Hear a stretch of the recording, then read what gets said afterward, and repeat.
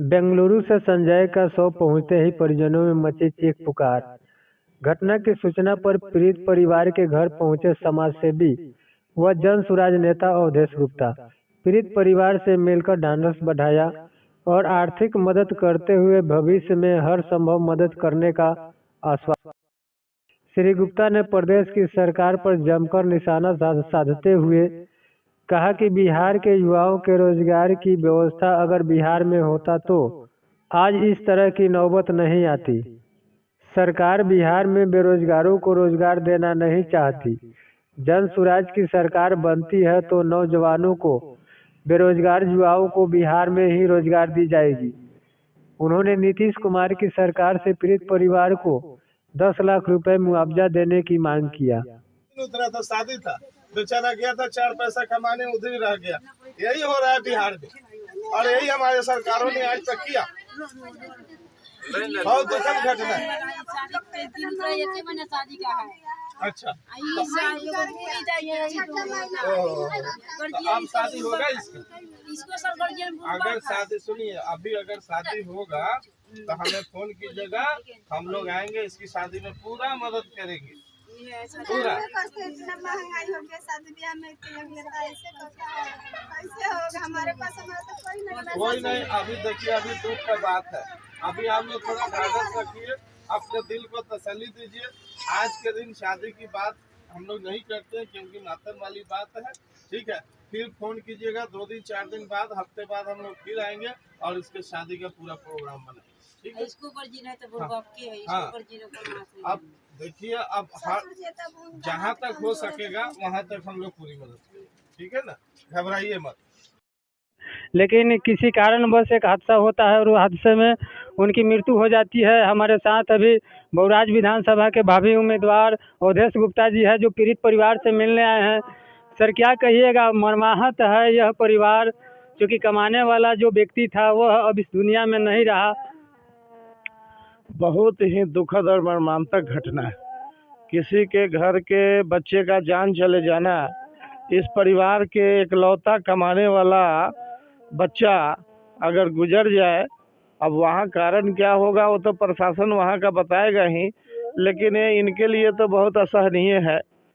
मैं ईश्वर से प्रार्थना करूँगा कि ईश्वर इनको इतनी शक्ति दे, सामर्थ्य दे कि इस पीड़ा को ये सह सके, इनको सहन शक्ति मिले। और इन्हें भी ढाढ़स बंधाने आया हूँ कि चलिए, आपका दुख जान तो हम लोग ला नहीं सकते, लेकिन इनका दुख हम लोगों का दुख है। लेकिन यहीं पे आके सवाल उठता है कि आखिर कब तक हमारे बिहार के मजदूर बाहर जाके मरते रहेंगे? क्यों मरते रहेंगे? क्या हमारे यहाँ ज़मीन नहीं है? हमारे यहाँ उद्योग लगाने के लिए पर्याप्त साधन नहीं है? क्यों नहीं यहाँ उद्योग लगता है? क्यों हमारे ही बच्चों को बाहर जाना पड़ता है? क्यों नहीं यहाँ ऐसा बनाया जाता कि बाहर के लोग यहाँ आके काम करें? प्रशासन, हमारी सरकार सोती हुई आ रही है सदियों से।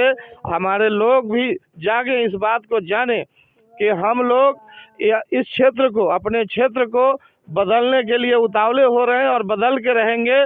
और जैसा कि प्रशांत किशोर जी कहते भी हैं कि अब अगला छठ और ईद के बाद हमारा एक भी आदमी बाहर नहीं जाएगा। 10-15 हज़ार की नौकरी की तुरंत गारंटी है। तो हम लोग इसी की व्यवस्था कर रहे हैं कि हमारे मजदूर भाइयों को, हमारे भाई को, हमारे बेटा को, हमारे क्षेत्र के लोगों को इस थोड़े पैसों के लिए 10-12 हज़ार की नौकरी के लिए बाहर न जाना पड़े और ऐसी घटना का शिकार हो जाते हैं, मर जाते हैं। एक परिवार का सलांग चला गया, इनका घर में जीविका का साधन मिट गया। सरकार क्या करेगी? प्रशासन से मैं मांग करता हूँ, सरकार से भी मांग करता हूँ कि इनको तुरंत सहायता दिया जाए, इनको मुआवजा दिया जाए। और इनका ऐसा कि 2 छोटे छोटे बच्चे, बताइए 2 बच्चों को कौन पालेगा? जब कमाने वाला ही चला गया, 2 बच्चों को पालेगा कौन? तो सरकार इनको इतना मुआवजा दे कि इन 2 बच्चों की पढ़ाई लिखाई, इनका शिक्षा और इनके घर परिवार का दाल रोटी चल सके। मैं यही सरकार से मांग करता हूं और ये हमारी मांग रहेगी। अगर हम लोगों को इसके लिए कुछ करना पड़े तो वो भी करेंगे, लेकिन इनको मदद मिलनी चाहिए, यही मैं कहना चाहता हूँ। आपकी मांग जायज़ है, क्योंकि जिस गरीब परिवार के एक होनहार और एक कमाऊ व्यक्ति अगर बाहर जाता है और उसकी किसी कारणवश मृत्यु हो जाती है, तो आप समझ सकते हैं कि उस परिवार पर क्या बीत रही होगी अभी। आपका कौन लगते थे वो? हमारे हस्बैंड थे, पति थे, अच्छा, क्या नाम था उनका?